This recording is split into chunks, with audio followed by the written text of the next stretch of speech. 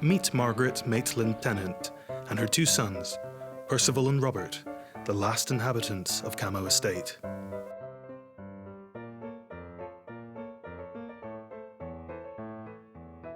Margaret challenged the patriarchy of 19th century Britain, independent, strong, divorced.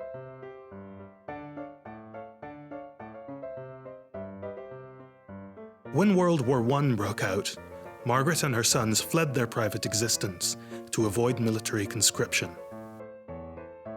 Whilst overseas, Robert's relationship with his mother collapsed. Nobody knows exactly what occurred. However, when the family returned to Edinburgh, Robert refused to follow suit. He started a new life in California. Quickly written out of the will and denied access to his belongings. This would set off a chain of events that would eventually bring Cammo to a pile of rocks. Robert devised a plan to make a legal claim for the estate, under the pretense that his family were mentally unfit to maintain it. A furious Margaret and Percival decided, out of absolute stubbornness, they would simply allow Cammo to fall into such a state of disrepair that if Robert ever achieved this, saving Cammo would be beyond him, and his efforts wasted. The pair became increasingly isolated. They would leave only to shop, often visiting New Haven to buy fresh fish and enjoy the smell of the sea. They were inseparable, in life and death. Margaret died aged 95. Percival buried her under the lawn to the west of the house. It was attended only by Percival and the family minister.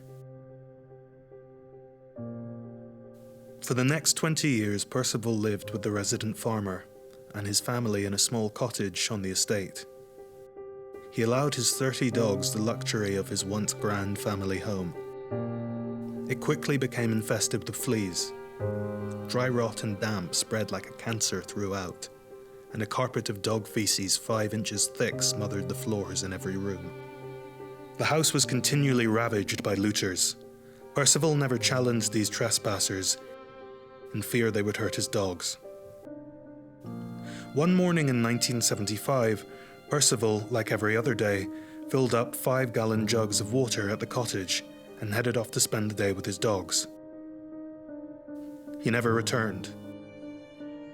Percival died naturally in the house, only meters from his beloved mother's remains, surrounded by his dogs.